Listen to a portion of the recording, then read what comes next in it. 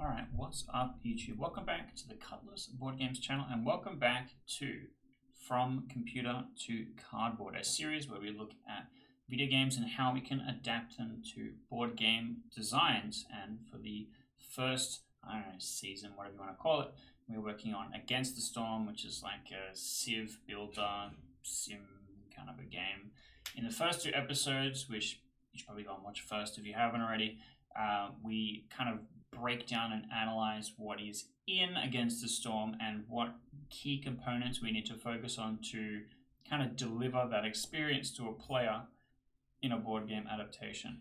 And I kind of was initially leaning towards like a really expansive tiles kind of a game, and I've spent some time reflecting on that, and we're going to be moving in a different direction, and that's what we're going to be exploring in this video. Now, I haven't just gone through and designed the whole thing. I just have some ideas to help move me forward, and you and I together are going to explore as to what that might look like. I have here opened Photoshop. In this space, we have a few things. Let me scroll in real quick. Up here we have some natural resources. We have the leech brood mother. We have, I think these are mushrooms, and then this is like cauliflowers or something. Over here on the right, we have a large default shelter and a beaver icon. And then we have 3 meeples and 1 red cube.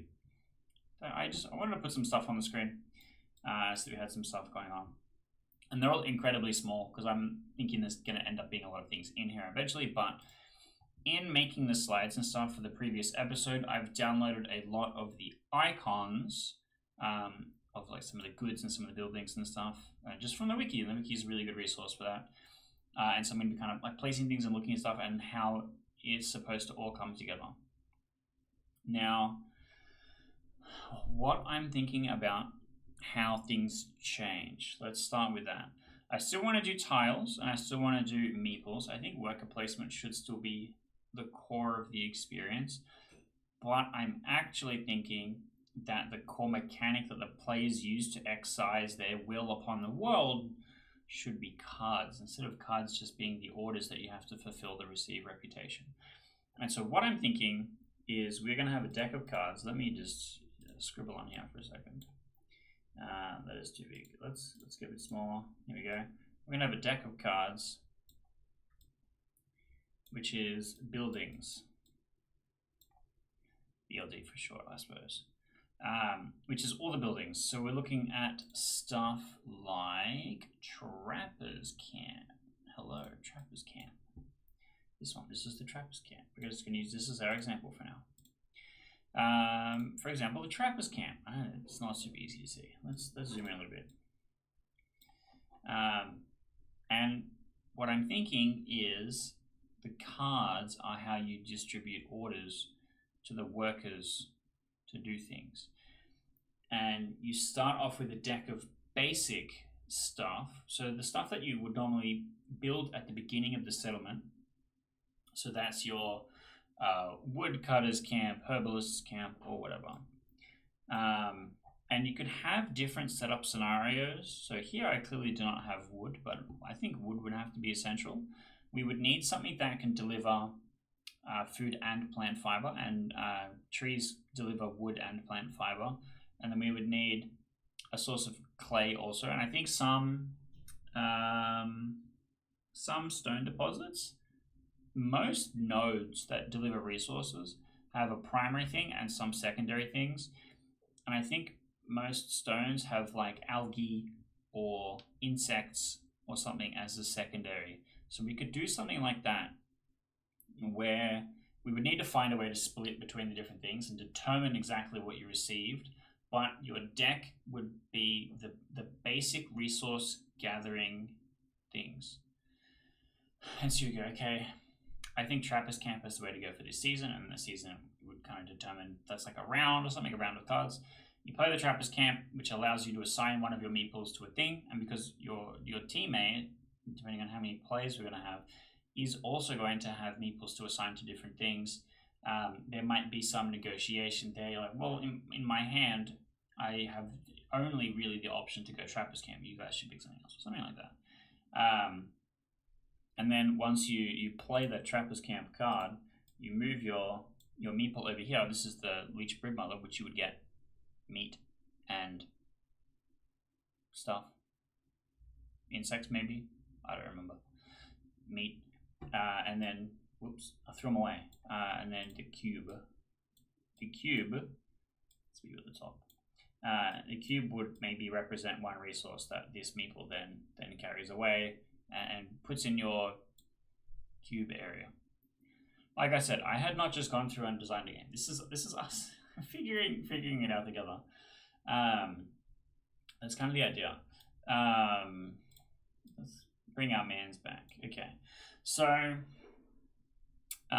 we can just make some notes as well. So I do also have my Google Doc open here in another tab where I'll start to take some notes as well. So basically, according to the last episode, we have something like 30 buildings. And what I'm thinking is you start off with Woodcutter's Camp, Stonecutter's Camp, Harvester's Camp, all the camps, Fishing Hut, maybe Geyser Palm, maybe one of the farms or something like that. Or maybe your starting deck is determined by what race you are playing. So you might not have access to Trapper's Camp unless if someone is playing Lizard or something like that. And then you are gaining your beginning resources. I would never cut you off from something that could make planks, fabric, or bricks, but maybe certain food types are not available to you if you're not playing specific species. And then that starting deck might include, now if we actually, let me go back to the wiki real quick. There are species specific buildings where some buildings will only appear in the reputation rewards blueprint pool if certain species are in the settlement. These are, and for example, I would just tell you about the beavers, where unless if you have the beavers, you will not get access to the cellar, the scribe, and the guild house. This is reflected in the building's design itself, as it will match that species' kind of design motif. Like for example, all the lizards have like really spiky roofs and stuff like that, or the harpies have like the purple roof and stuff like that. So we could have it. Let's make a note. So setting up the game, players each choose from the list of species which species to play as.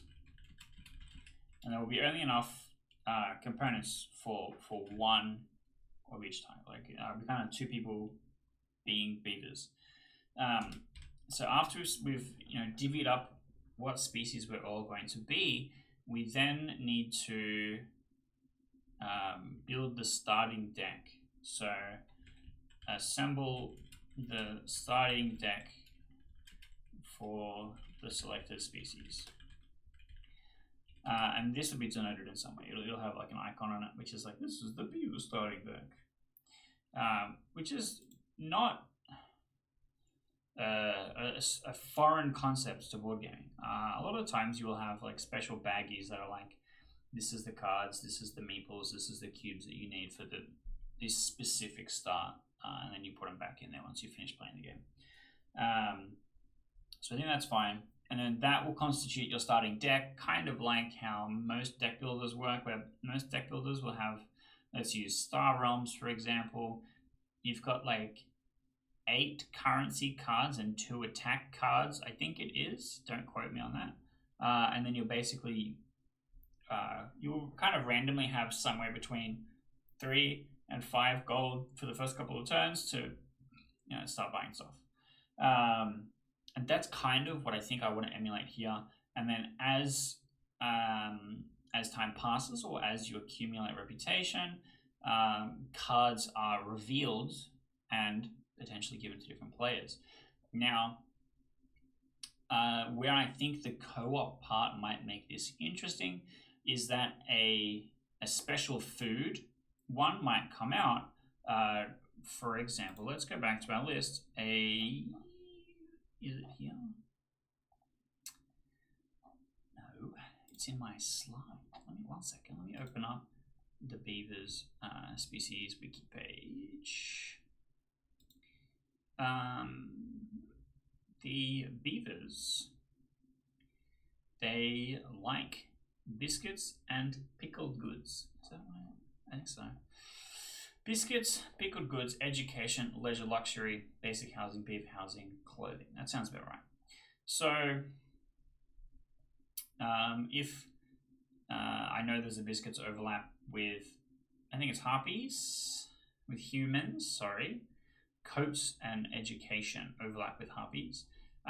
So with humans, we have a biscuits, a coats, and a leisure overlap. So upon a time when cards would be added to the deck, if it's divvied up amongst the players, the beaver player is going to want to pick the biscuits because that's going to help fulfill one of their complex food needs.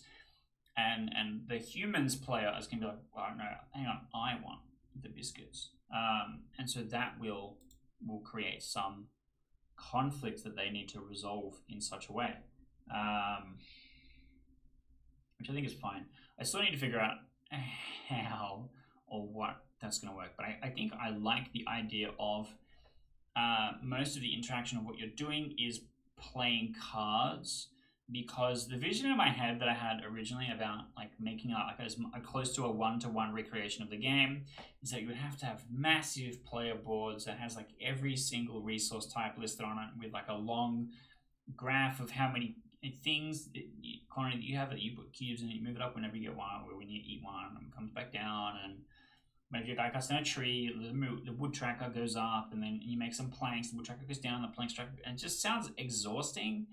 It's just so much mental upkeep to keep the game running, and so I didn't want to keep running in that direction, right? Like if I think it's exhausting and I haven't even built it yet, then it's going to be hard to convince people that this is a fun experience that they want to play.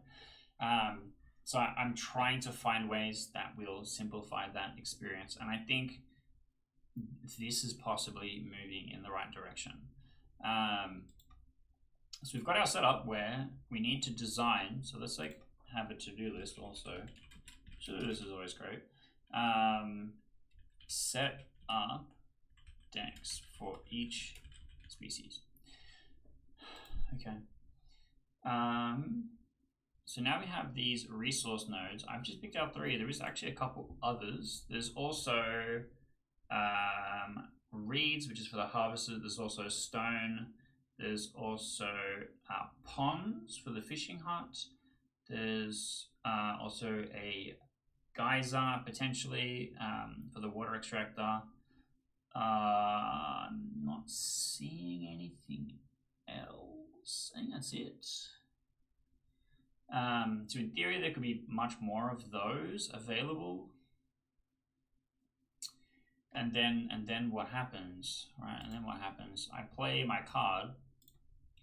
I play my trapper's card. My guy goes over to the leech brood mother and collects 1 insect or something. Maybe the nodes spawn with quantities of something.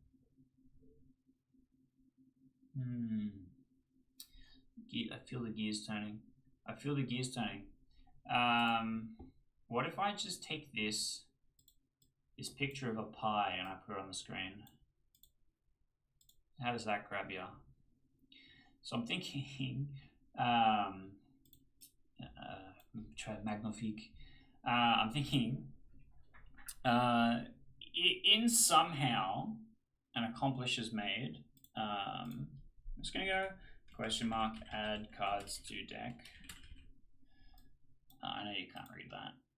It's yellow. That's better. !, add cards. This is a thing that we need to solve. We'll come back to this. But what I'm thinking right now is that whenever a card is added to the deck, let's grab something new. What matches with pies? Cookhouse or bakery. Can I find either of these things? I know I have maybe a bakery. I accidentally double-clicked. Okay, bakery. Okay, so let's come back here. Cool. All right, so I get the reward, which is the bakery card, added to my deck. I'll put that down here. Let's pretend this is in my deck. And upon adding the bakery card to my deck, we generate, let me go back to my list, the bakery makes biscuits and pie, so I need biscuits also. Biscuits and pie, fuck off. I'm trying to drag, I promise. Biscuits and pie, so the biscuits and the pie show up with a certain amount of cubes on them. How much is irrelevant, but an amount. Let's double it. There you go, put cubes over here. Cool, now, whenever I play the cookery card, the bakery card, this one down here, whenever I play the bakery card, I will draw a picture. Is that this? Yeah, sick. I'll draw a picture. This is all for your illustrated benefit. I don't normally do it like this. This is all normally notes in the Google Doc for me. But when I play the bakery, the BKR, one of my meeples, I need to lift you up the order. Okay, one of my meeples is then assigned to the things that the bakery can produce. He walks over here and he comes back with a cube. He comes back with that cube. This would have been so much cooler if they had aligned. He walks over to the pie, the biscuit, and he gets one biscuit and he brings it home. And then that cube is in my resources as a biscuit. And I would have a personal tracker of some kind. That's just my resources. And so now I have that biscuit, and beavers like biscuits. And so when it comes to feed everyone, feeding them biscuits gets me progress on the reputation track. This is what I'm thinking. This is how I'm thinking this works. And so the way to replenish this, so that we don't just like use it 5 times and it goes away, the way to replenish this is to build additional bakeries or something like that. Get additional bakeries from rewards. And I guess there's maybe 2 ways to add cards to the deck. We can come back to this, cards to the deck, which is, yeah. Adding cards method. Method number 1, purchasing cards. So I'm thinking we have a global shop where we just have a deck of all of the blueprints, or as many as that are relevant, probably all of them. I don't see much reason to need to cut down now, as I've already removed some of the expansiveness of it. So we have a shop that has cards on it, and they will have a purchasing cost. All of the lower tier blueprints will cost planks, fabric, bricks. I think all of them will. Pretty much all of them do cost those 3 things. Yeah, so that's fine actually. And so I'm using my Trappers camp just to feed my guys because I need to do the food upkeep. But let's pretend I have a woodcutters camp. I think woodcutters camp will probably be the, where'd it go? It won't load because I have the text open. The woodcutters camp will probably be the one that your deck starts with the most of.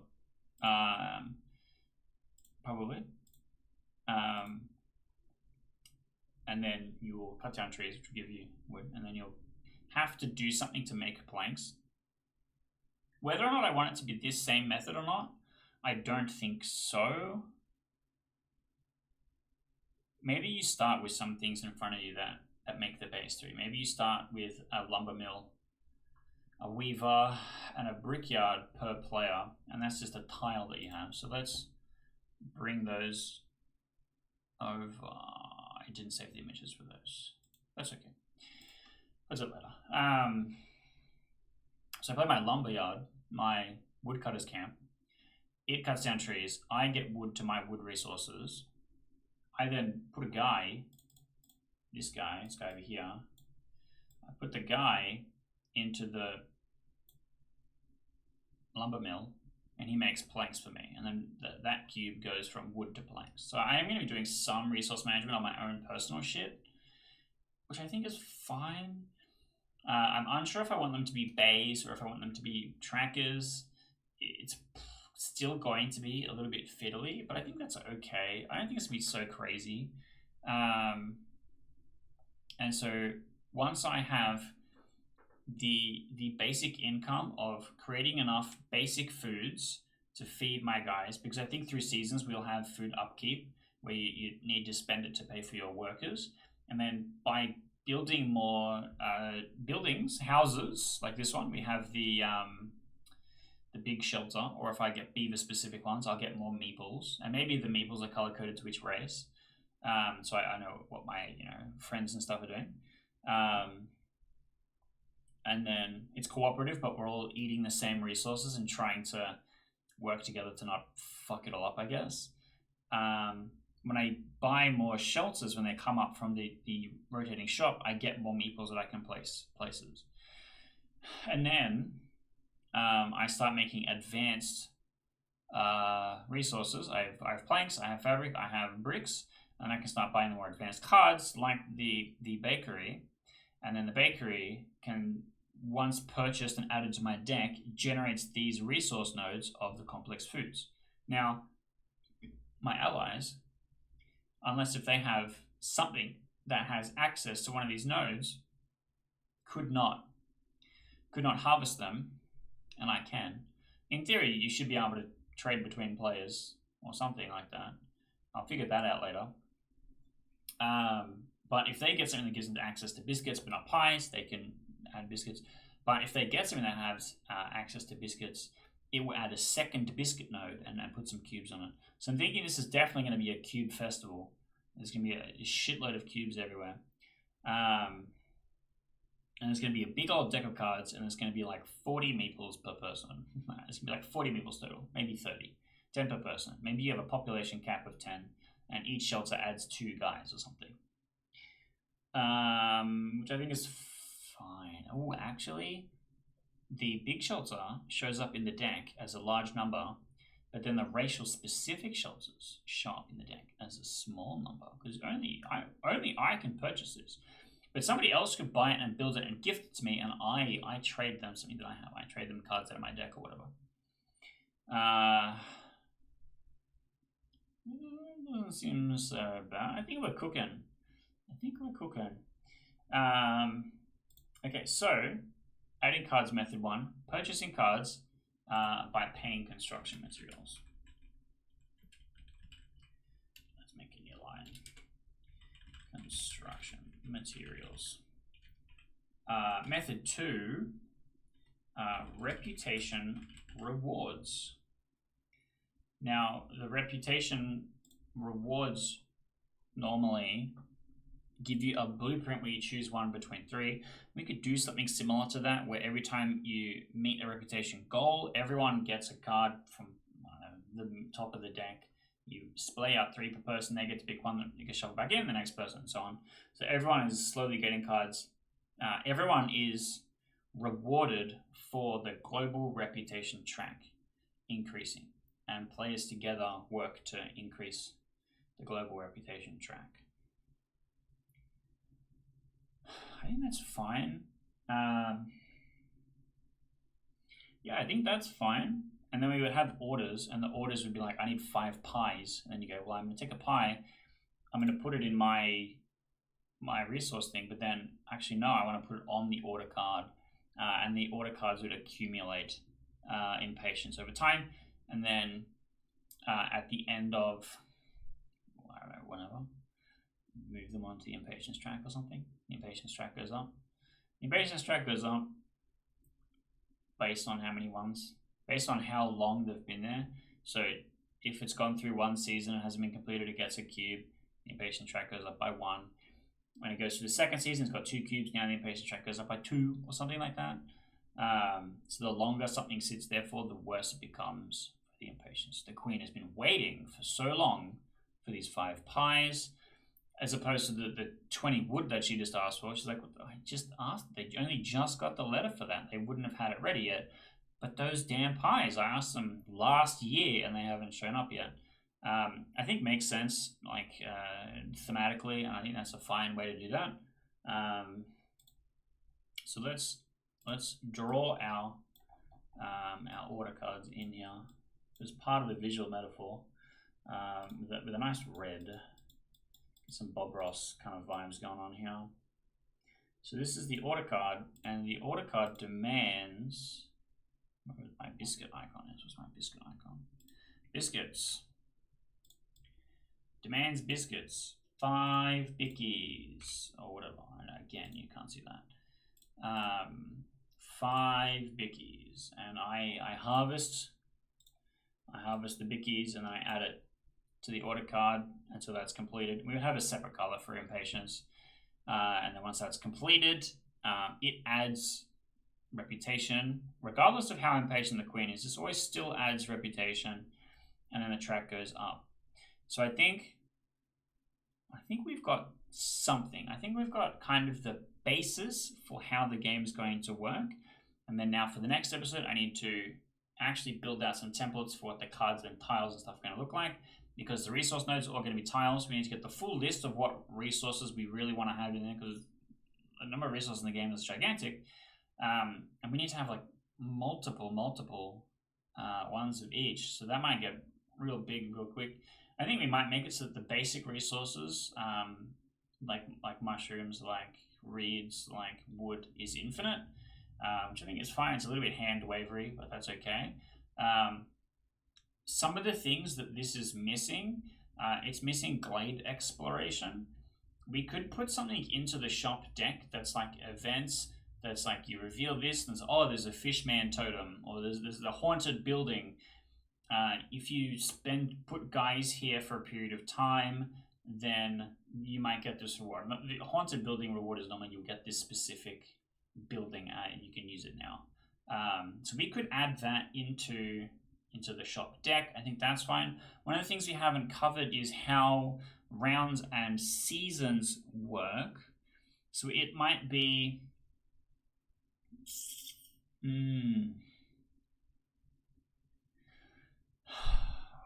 rounds is how long it takes for you to get through a hand or something. Maybe your hand size is small and you pick one and discard the rest. Like pick one, that's your action, discard the rest. Draw the next hand, that's the next round. So if we have like a 12 card starter deck, you start with 3 cards and you pick one of them, that's the action that you do. Your guy goes and gets the resource and comes back, and you go, okay, I discard the other 2 cards already, but this one that we just now played gets discarded also. Next one, I get 3, right? And then when you get through the whole deck, that's when the season ends. When the first player gets through the whole deck, that's the last round, and then the season ends, and then things tick. I think is fine. It means that you're going to get 4 resources of something to start with. It's going to be some food, some wood. I think you should start off with some resources, especially food, so that you're not worried about the food upkeep immediately. Something like a year's worth of food, I think, is fine. Because then in the second year, you've sort of built some buildings, some stuff's going on. And then whenever you get a new building, it gets put into your discard pile. So it doesn't start doing stuff until next year, possibly. That seems bad. I think you should just go in the deck. If it has to wait until next year, that's potentially awkward. Especially if you generate these resource nodes. We put out these bloody resource nodes and then you just can't touch them until next year. Seems a bit brutal. Which I think is fine.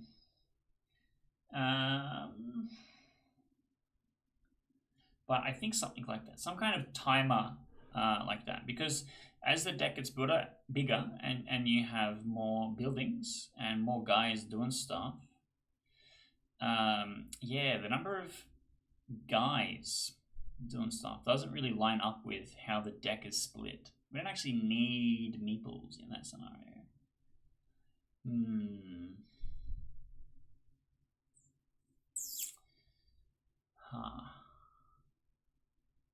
As I was saying, as you get more cards in the deck, it makes the seasons go longer, and you get better at like time not passing so fast, so that you actually have time to get the rewards and complete the stuff. But I've kind of erased meeples a little bit. I haven't given them reason to be beyond communicating to the other players what you're doing. in between rounds. Is that enough to justify a component? I wonder.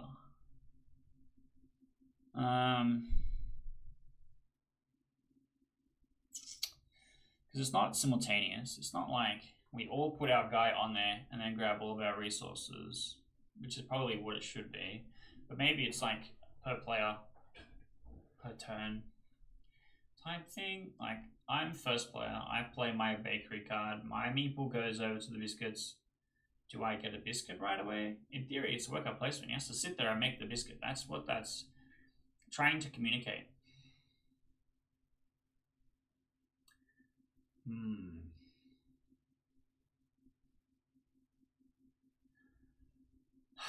Okay.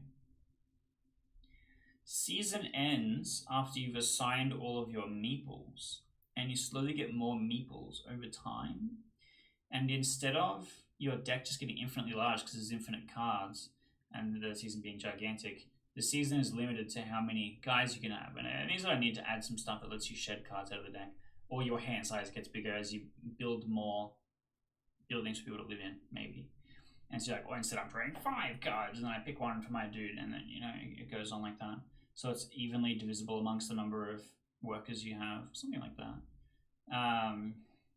You draw cards equals the number of workers you have, or something like that, maybe. It's probably fine. And then once you've placed all of your workers, that's the season. Like, it's as if they've been doing that for the entire season. So let's make a note here. Draw cards equal to workers. Gain workers by building shelters. Assign workers to resources with buildings. Season ends when all workers played. So you can't even see it on the screen, but I spelled that wrong. So you'll see what your teammates have assigned their guys to. So if I go, guys, my hand's just 3 wood, my second hand's just 3 woods, and because I'm beavers, I have a larger, disproportionate amount of woodcutters camps in my deck. I focus on wood, and I can trade that with the other players so that they can do stuff, and while they focus on maybe other different things. Or they go for a more generalist approach, so they don't need to rely on trading so much. And then I need to figure out how trading is formatted. Can we do it at any time? Is there any penalty to it? Does it have any cost? There's like formula in Catan where it's like when you trade with the game, it's this many resources for this many things based on where you are. But like player trading is kind of just whatever the haggle arrives at, which I think is fine. I think it's fine if players just kind of, it's cooperative. Like there's no reason to rip people off. But it's like, maybe you have to receive something in return. You cannot gift resources. You have to receive something in return. Means that you can't just carry the player who's struggling. But in theory, they should still have something. Should be receiving resources. But I think this works. I think this is fine. I think this is one of those. I think it's enough for me to build and play test it. I think it's enough for us to go away and put a bunch of things together. And next episode is going to be me doing all Photoshop work. I'll build some card layouts. I'll put all the icons under the things. I'll make some tiles. I'll figure out what the tiles are going to look like and stuff like that. And then I'll go and get it all printed out. That's going to be the last episode. I'll print everything out. We'll build everything. Maybe you can see some footage of me fucking around with scissors. And then we'll try and play it and we'll see how it runs. Maybe solitaire some stuff and we'll talk through what it is. And then we'll look at, do we need to iterate? Do we need to change these up? What worked? What didn't work? And we'll go from there. And so that's kind of the idea of this series. Like, we've taken a really strong inspiration point in Against the Storm because it's kind of board game adjacent already, right? And we'll take on some harder challenges in the future. And if you have suggestions for video games that you would love to see a board game adaptation on, put them in the comments and we'll discuss and we'll have a look and we'll see which ones are worthy to put into the series. We can have a look and we can give it this kind of treatment, and look at how we would develop something like that. Because I think this is a pretty okay start. I think we've kind of covered the main part. The issue is that it's a single player game, and so trying to find ways to add multiplayer components so that it is not a single player board game. I don't love solo play. I'm not a fan. Set up just to play by myself, I'd rather just play a video game. That's kind of my problem. And so trying to find ways to make it have multiplayer in it, and I want it to be cooperative because it feels like you're all on the same settlement trying to make it work. But playing as a species and having species advantages makes sense. I think that works together nicely. I think the resource distribution system works okay. Cards being the main component, you just kind of have like a little resource tracker per person. I think that's also fine. Resource tracker might need to be gigantic depending on how many resources we end up including. I'm going to try and cut it down as much as possible so it's not huge.